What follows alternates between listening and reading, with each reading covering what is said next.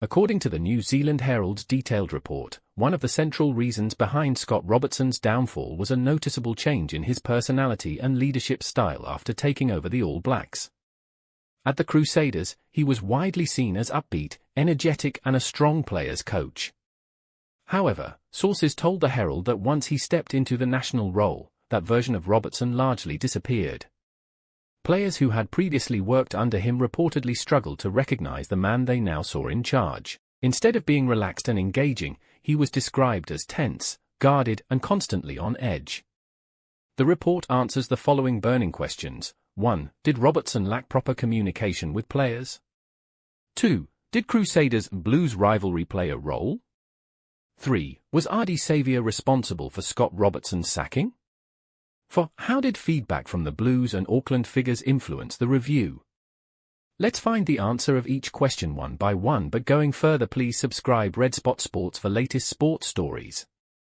So, how was communication between Robertson and players? This was one of major friction point highlighted in the report.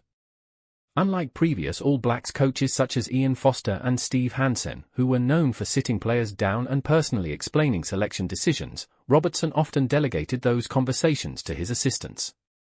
While he might have an initial brief chat with a player, the responsibility for explaining the specifics was usually passed on.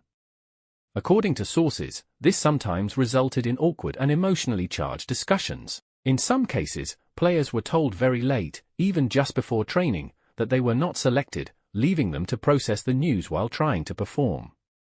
This approach was described as very different from what the squad had been used to in the past. Coming to second question, the Herald report suggests that internal politics did contribute to the toxic backdrop around Robertson's tenure.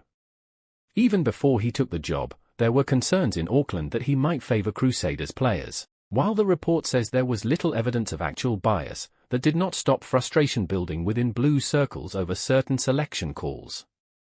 One flashpoint was the omission of Super Rugby MVP Hoskins Sotutu, although the player chosen ahead of him, Wallace Sititi, went on to win World Rugby's Breakthrough Player of the Year. The report also claims one Blues player was left in tears after being told he was in the top tier of players, only to be dropped weeks later without a clear explanation. This kind of episode only added fuel to existing tensions. Now, let's clear the widespread rumors about Ardie Saviour. The report is clear that this is a misconception. While Saviour's name has been repeatedly mentioned in speculation, the Herald states that he was not the man who got Robertson fired. In fact, sources say Saviour was often supportive in person and made an effort to encourage the coach, even praising him when players responded well to certain decisions. That said, the relationship was not without strain. Saviour had raised concerns about feeling exhausted and not enjoying parts of the environment.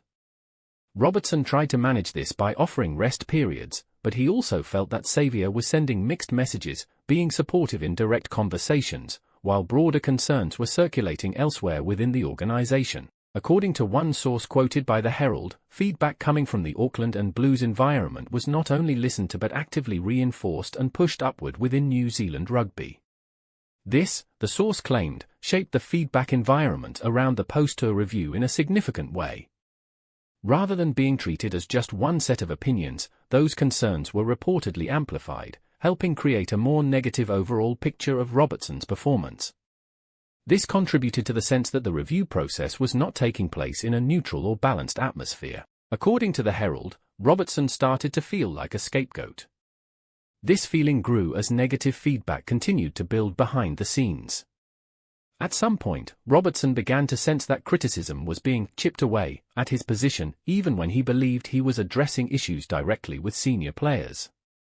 One source suggested that when Saviour's concerns reached NZR chair David Kirk, Robertson felt the ground shifting under his feet. From his perspective, it appeared that decisions were being shaped away from him and that he was increasingly being positioned as the fall guy for deeper structural and cultural problems within the All Blacks setup. Rather than one single issue or one powerful player forcing him out, the report suggests Robertson's sacking was the result of a slow accumulation of problems, changes in leadership style, communication failures, political pressure, and a review process shaped by a highly charged feedback environment.